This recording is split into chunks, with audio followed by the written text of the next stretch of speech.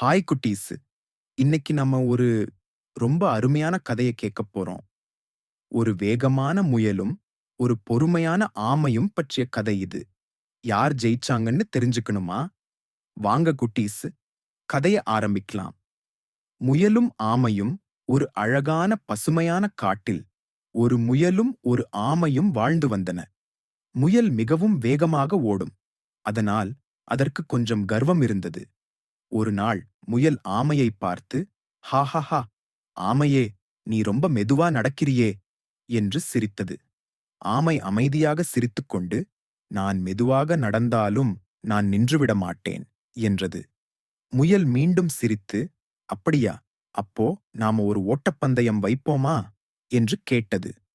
ஆமை உடனே, சரி நண்பா, நான் தயாராக இருக்கிறேன் என்றது. காட்டிலிருந்த எல்லா விலங்குகளும் பந்தயத்தை பார்க்க வந்தன. ஒரு மான் விசில் ஊதியது.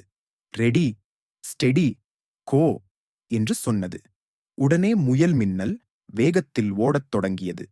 ஆமை மெதுவாக நடந்தது. முயல் ரொம்ப தூரம் ஓடிய பிறகு திரும்பிப் பார்த்தது. ஆமை இன்னும் மிகவும் பின்னால் இருந்தது.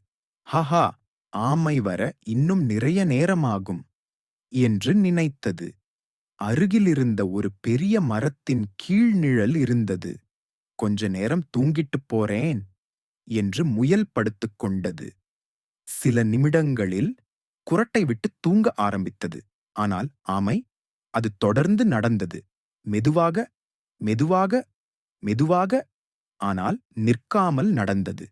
சிறிது நேரத்தில் ஆமை தூங்கிக் கொண்டிருந்த முயலை கடந்து சென்றது. அது தொடர்ந்து இலக்கை நோக்கி நடந்தது. சிறிது நேரம் கழித்து முயல் திடீரென்று விழித்தது. ஐயையோ, பந்தயம் என்று கத்தினது. உடனே வேகமாக ஓடத் தொடங்கியது. ஆனால் அதற்குள் ஆமை இலக்கை அடைந்துவிட்டது. எல்லா விலங்குகளும் மகிழ்ச்சியாக கைத்தட்டின. ஆமை ஜெயித்தது, ஆமை ஜெயித்தது என்று அனைவரும் கத்தினார்கள். முயல் வெட்கப்பட்டு தலைகுனிந்தது. அப்போது ஆமை சிரித்துக்கொண்டு, வேகம் மட்டும் போதாது நண்பா, தொடர்ந்து முயற்சி செய்தால் வெற்றி கிடைக்கும் என்றது. முயல் தனது தவறை உணர்ந்தது. இனிமேல் நான் கர்வப்பட மாட்டேன் என்று சொன்னது. அதன் பிறகு இருவரும் நல்ல நண்பர்களாக வாழ்ந்தார்கள். கதைப்பாடம் மெதுவாக இருந்தாலும் பரவாயில்லை.